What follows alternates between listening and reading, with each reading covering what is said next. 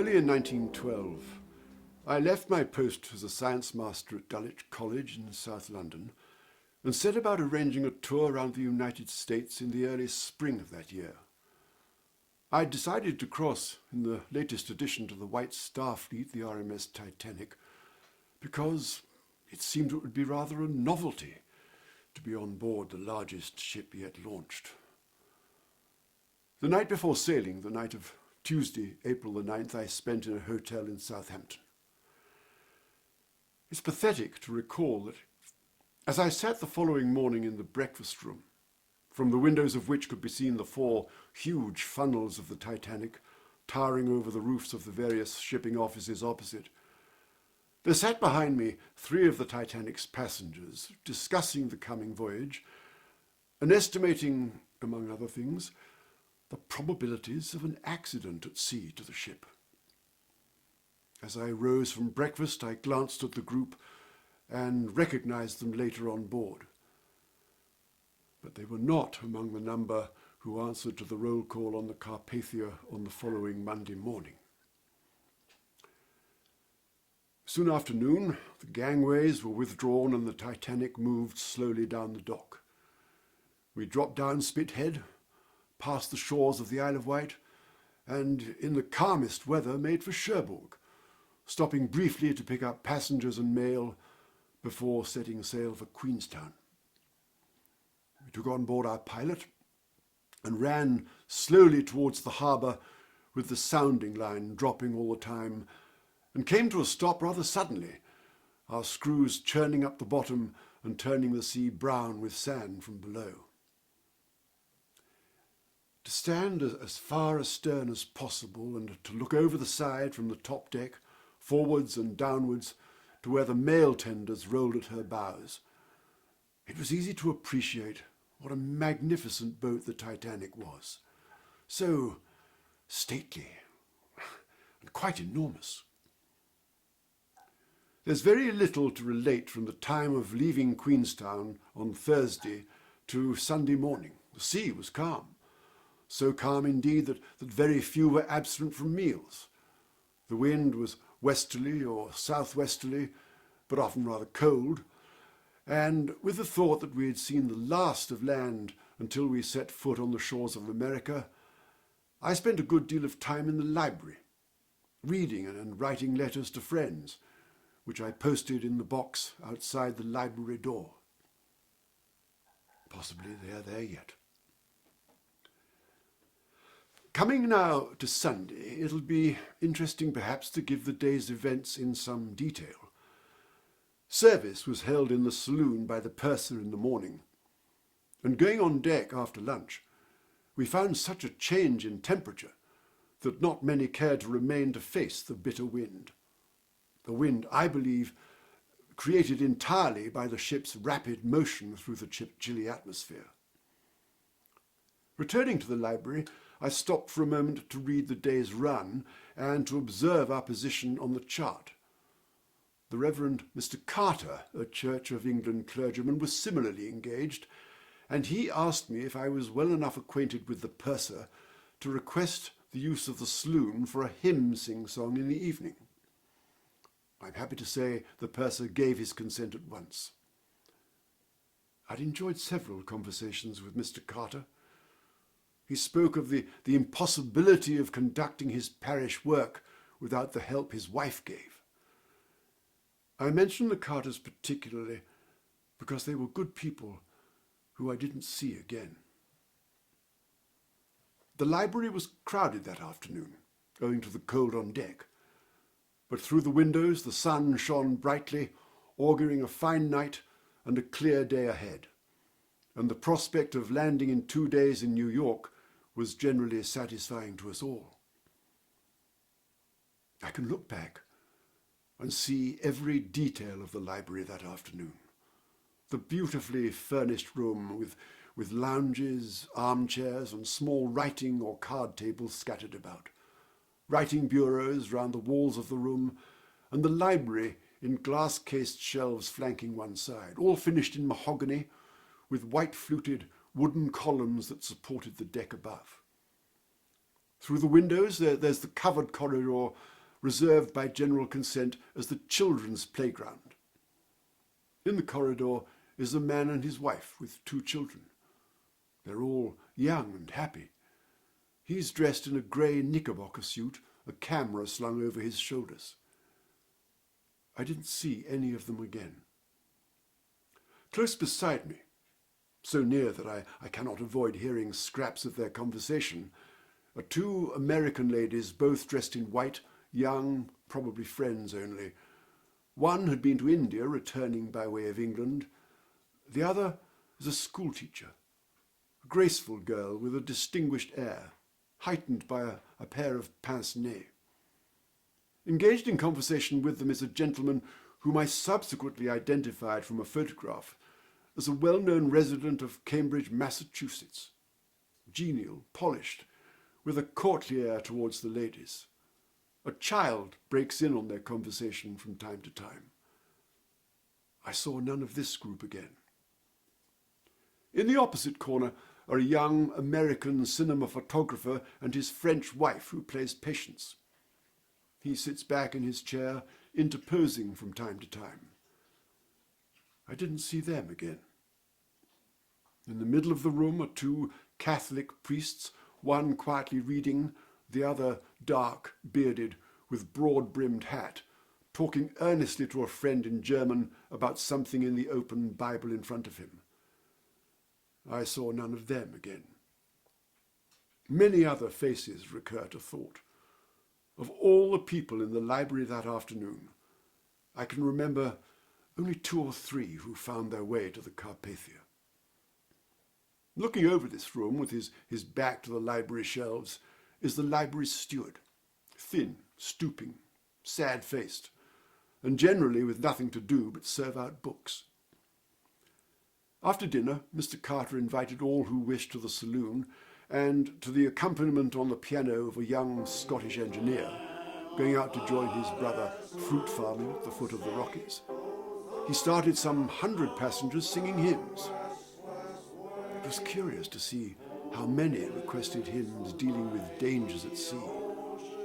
I noticed the hushed tone with which all sang the hymn, For Those in Peril on the Sea. The singing went on until about 10 o'clock, and there were several stewards standing about waiting to serve biscuits and coffee before going off duty.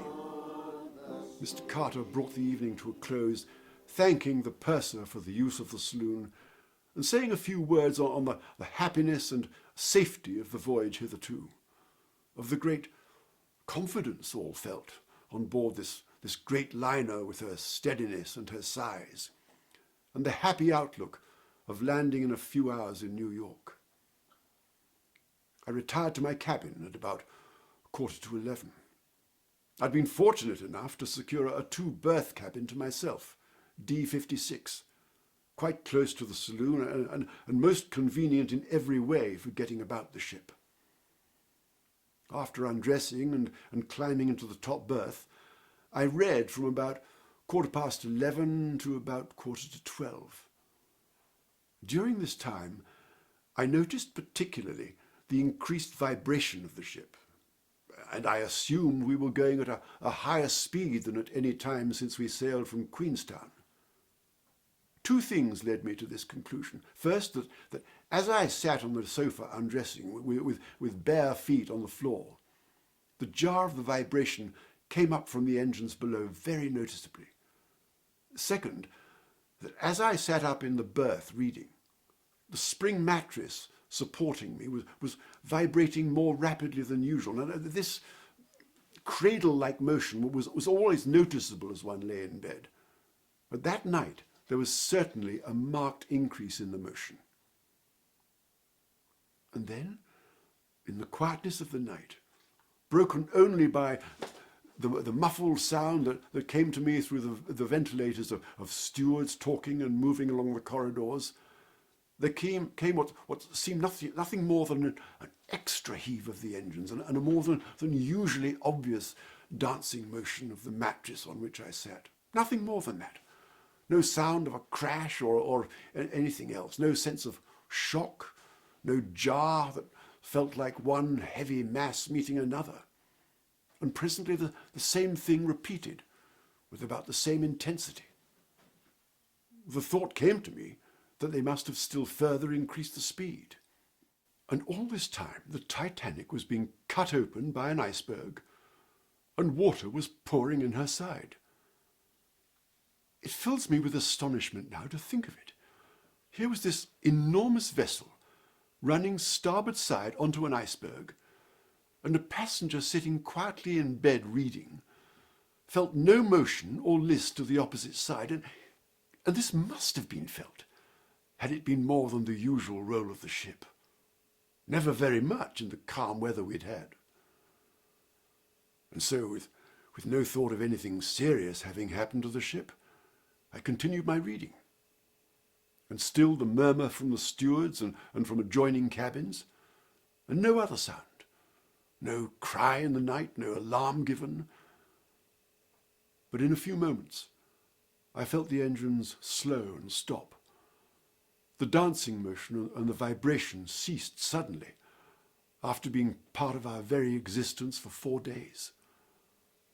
And that was the first hint that anything out of the ordinary had happened.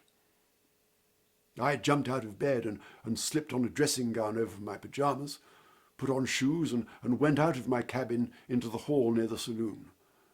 I climbed the 3 flights of stairs, opened the vestibule door to the top deck, and stepped out into an atmosphere that cut me like a knife.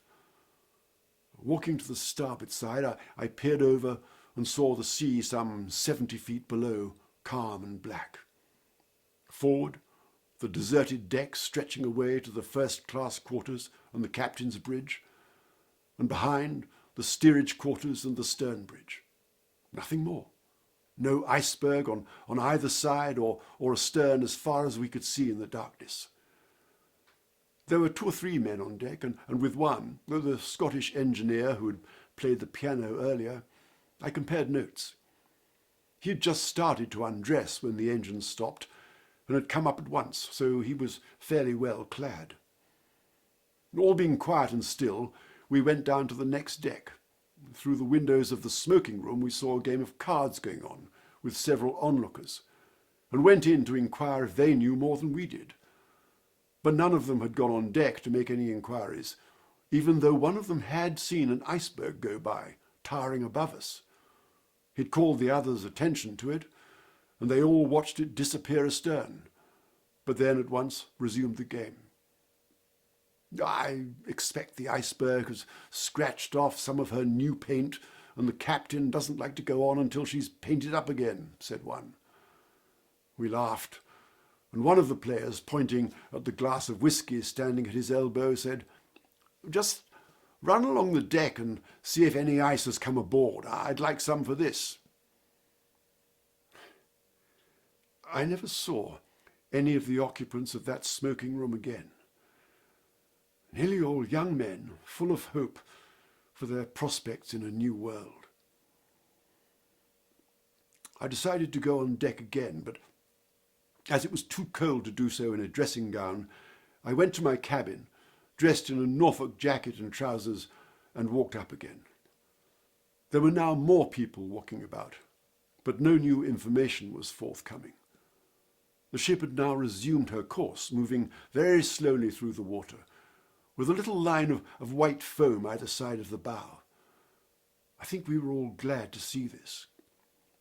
I decided to go down again, and as I crossed from the starboard to the port side, I saw an officer climb onto the last lifeboat on the port side, number 16, and begin to throw off the cover. But no one seemed to pay him any particular attention.